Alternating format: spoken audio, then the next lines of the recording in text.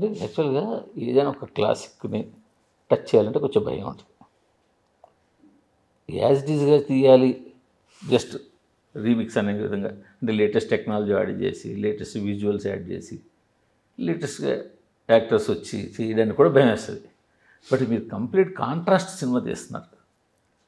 భక్త కన్నప్ప అనే తీసిన మన దగ్గర ఆల్రెడీ ఒక క్లాసిక్గా ముద్రపడిపోయి ఉన్న సినిమాకి పూర్తి కాంట్రాస్ట్ వెర్షన్ ఇది నాకు తెలిసి, అంతేనా? I'm right or wrong? నేను అంటే you are not 100% right, you are not 100% wrong. Okay, అంటే మీరు ఏంటంటే జనరల్గా ఉన్న పబ్లిక్ పర్సెప్షన్ని మీ ద్వారా అడుగుతున్నారు మీరు. నేను 100% కాంట్రాస్ట్ అన్నారు కాదు, contrast, that's what I'm saying. ఇది ఏంటని క్వశ్చన్ మార్క్ ఉంది మీకు. ఎందుకంటే ఇప్పటిదాకా మీరు వదిలిన మెటీరియలే నాకు తెలుసు. ఎస్, ఎగ్జాక్ట్లీ, అదో క్వశ్చన్ మార్క్ ఉంది. అవును. So let me give you a little bit of history అండి. చాదస్తా అనుకోకపోతే నేను అడ్జస్ట్ చేయలేదు. See, there are two things మన హిందువులుగా మనం మాట్లాడుకుంటే, knowing our history or owning our history. తెలుసుకోవడం వేరే, మందని మనం ఓన్ చేసుకోవడం వేరే.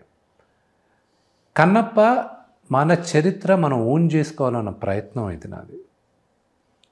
ఫస్ట్ కన్నప్ప గురించి ప్రపంచానికి తెలియజెప్పింది ఆదిగురు శంకరాచార్యుల వారు. ఆయన శివపురాణంలో దీని గురించి, ఒక ఆటవికుడు శివుడికి మాంసం నైవేద్యంగా పెట్టాడని శివపురాణంలో రాశారు. అంటే ఆయన 7th 8th సెంచరీలో చెప్పాడంటే దానికి ముందు జరిగింది కథ. So we are basing it in the 2nd 3rd century, Cholas time, during that time of thing. శ్రీకృష్ణదేవరాయలు ఆయన కోర్టులో, ఆయన సామంతుల్లో ఒక ఆయన దూర్జటి అనే మహాకవి ఉండేవారు. ఆయన శ్రీకాళహస్తి మహత్యాలని ఆయన ఒక బుక్ రాసి, ఆయన అన్ని పద్యాలు రాశారు. దాని తర్వాత అవన్నీ 18th సెంచరీలో సిపి బ్రౌన్ అనే ఒక కలెక్టరు ఆయన తీసుకొని, ఆయన దానన్ని ట్రాన్స్లేట్ చేసి ఒక బుక్గా 1895లో దే ప్రింటెడ్ దట్ బుక్. ఇప్పుడు 5 పుస్తకాలు ఉన్నాయి. ఒకటి బికనర్ యూనివర్సిటీలో, బికనర్ మ్యూజియంలో ఉంది. ఆ బుక్ని బేస్ చేసి ఫస్ట్ కన్నప్ప నాయనార్ అని 1938లో ఒక సైలెంట్ ఫిలిం తమిళ్లో షూట్ చేశారు. దాని తర్వాత 1954లో మహానటుడు స్వర్గీయ డాక్టర్ రాజ్ కుమార్ గారు, ఆయన అరంగేట్రం అంటే మొదటి సినిమా కన్నడలో కానీ, మొదటి సినిమా తెలుగులో కానీ ఈ సినిమాని. కన్నడలో దాని పేరు బేదర్ కన్నప్ప, తెలుగులో శ్రీకాళహస్తి మహత్యం. ఆయనే వాయిస్ కూడా తెలుగులో చెప్పారు. అదే సినిమాని హిందీలో 1954లో శివభక్తి అని చేశారు ఏవిఎం వాళ్ళు. దాని తర్వాత బేదర్ కన్నప్ప రైట్స్ తీసుకొని 1976లో స్వర్గీయ కృష్ణరాజు గారు, మహానుభావులు బాపు రమణ గారు వాళ్ళు సినిమా తీశారు.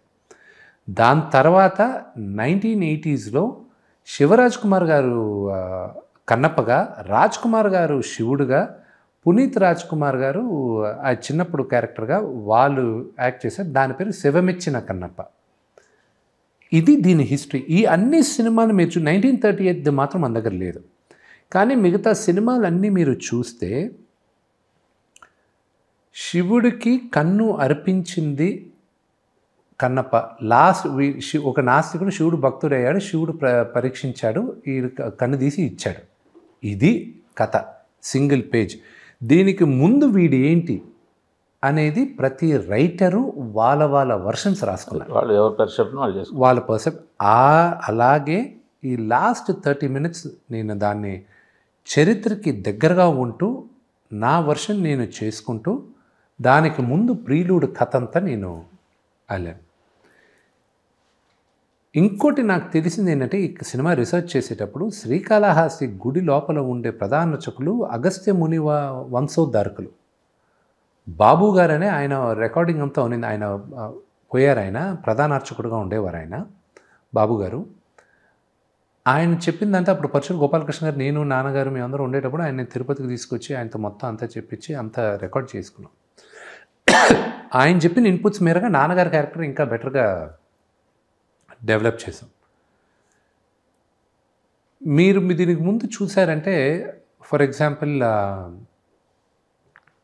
భక్త కన్నప్పలో రావు గోపాలరావు గారి క్యారెక్టరు ఆ గుడిలో పూజారి. ఆయన గుడిలో దేవుడి నగలు దొంగతనం చేస్తూ ఆయన వేశ్యలకు ఇచ్చేస్తూ ఉంటాడు. అది అలాంటి క్యారెక్టర్. పొరపాటున కూడా నేను అలా చేయలే. నాకు ఆయన సద్బ్రాహ్మణుడు, ఆయన మహాశివ భక్తుడు. ఆయన క్యారెక్టర్ నేను డిజైన్ చేసింది యాజ్ అ పవర్ఫుల్ క్యారెక్టర్. నాన్నగారు చేసిన నాన్నగారు చేసిన character Mahadeva Shastri. So that is how I wrote it. ఆయనది కూడా లాస్ట్లో సార్, బిగినింగ్ ఊరికే వచ్చి మళ్ళీ లాస్ట్లోనే ఆయనతో కాన్ఫ్రంటేషన్. సో ఆ క్యారెక్టర్ అలా రాసి. So my version of Kannappa is that ఒక ఆటవికుడు ఇతను ఎందుకు నాస్తికుడుగా ఉన్నాడు. పుట్టిననే ఎవరో నాస్తికులు కాదు కదా. నాస్తికుడుగా ఎందుకు ఒక ఎపిసోడ్ ఏదో జరిగితే వీడు నాస్తికుడుగా తయారాడు, వీడు జర్నీ ఏంటి, వీడు శివభక్తుడు, ఎంత మహాశివభక్తుడు ఎలాగయ్యాడు, what actually triggered him, the life journey of Kannappa నేను క్యాప్చర్ చేశాను. రెండోది కూడా